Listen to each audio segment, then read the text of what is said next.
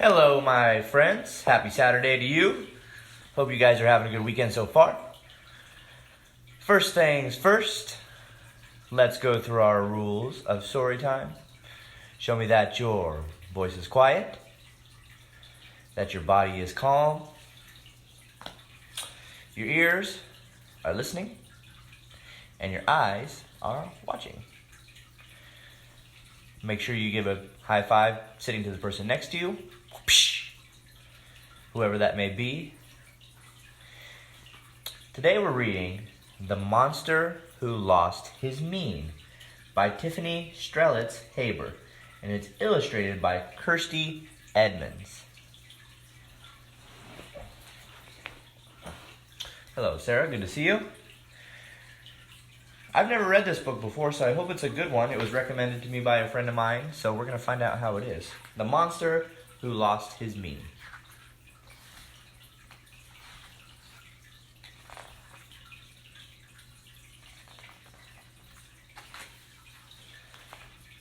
Monsters are a spooky bunch, a scary group. They run in packs, leave giant tracks, and dine on eyeball soup. Have you ever had eyeball soup? I wonder what that would taste like. Can you taste your own eyeball? Sure try.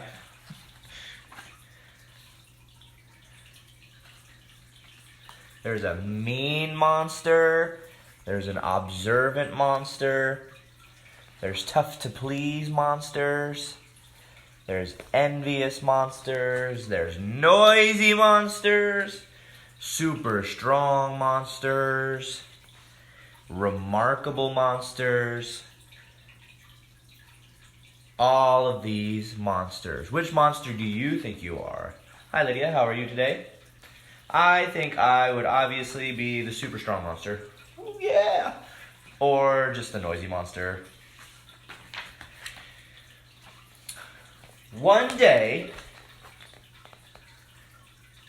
a monster's M went missing without a trace. And every M is custom made, the kind you can't replace.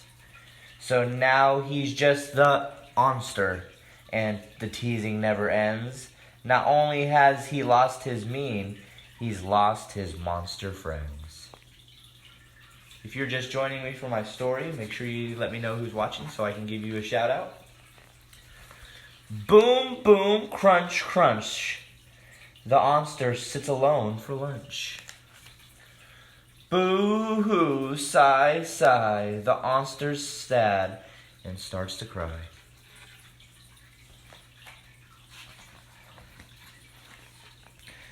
I'm nothing since I lost my mien, he sobs into his stew. I've got to find that M or else it's bye-bye, monster crew. He doesn't find the M that went to his sign. He's leaving them goodbye because they're all being so mean to him. The monster tears through all the sheets and peeks beneath his bed, explores around the playground, and picks apart his shed. He empties every garbage can in all of Monster Wood. He even checks the engine under every monster's hood.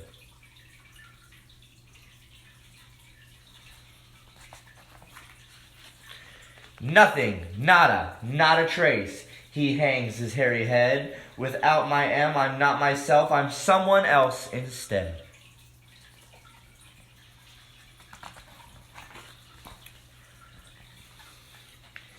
He can't be mean to human kids, so why not help with chores? Sweeping, heaping, lighthouse keeping, organizing drawers.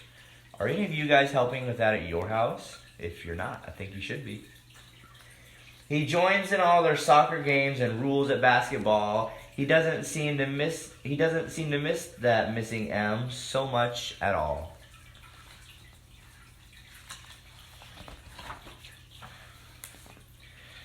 I'm having tons of fun, he laughs, returning from a swim. But then he hears some of the other monsters making fun of him. I sure don't like to be made fun of. It makes me feel pretty sad. The monster feels embarrassed. He sees their point of view. I really need to stop this stuff and do what monsters do. He was having fun doing something that he enjoyed. But because of how the other monsters were making fun of him. He thinks that he can't be himself and he has to do what they do. Maybe I'll pretend I'm mean. I bet it's not that hard. Perhaps I'll pull the flowers out of Mrs. Power's yard. He stares at all the roses in their stunning shade of red, but just can't bear to harm them, so he waters them instead. He can't make himself be mean. All he can do is the nice things.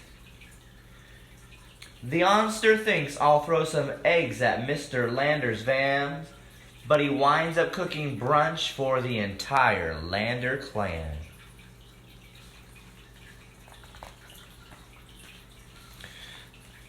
I'm way too nice without my M. My monster days are through.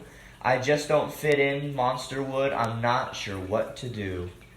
He sadly heads on home again with teardrops in his eyes. He swings his front door open and is greeted with a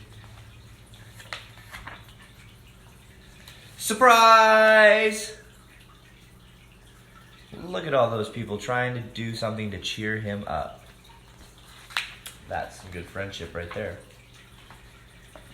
A party in his onster. A party in his honor. The onster eyes grow wide. His name and picture cover every empty space inside. I'm not a monster after all, the onster comprehends. I may have lost my M, but then I found amazing friends.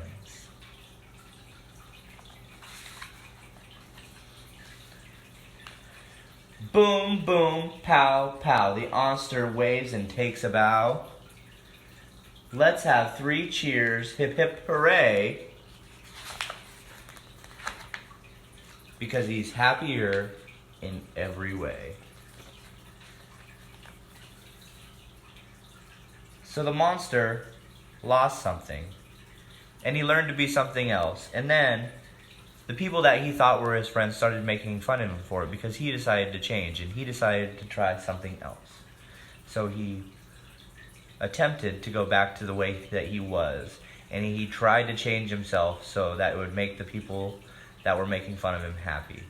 But it didn't work. And I think that's something really important for each and every one of you guys to know, is that the friends that don't accept you for who you are really aren't your friends at all.